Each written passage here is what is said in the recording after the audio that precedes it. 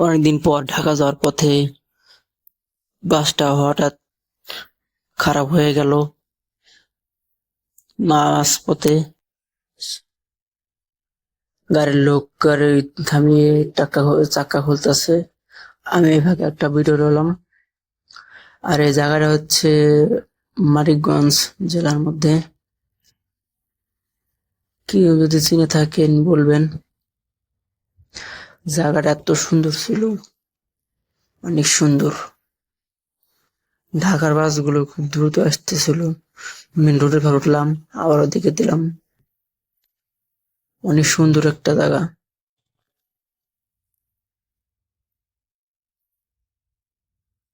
তো আর কি, একটু টাইম পাস করলাম।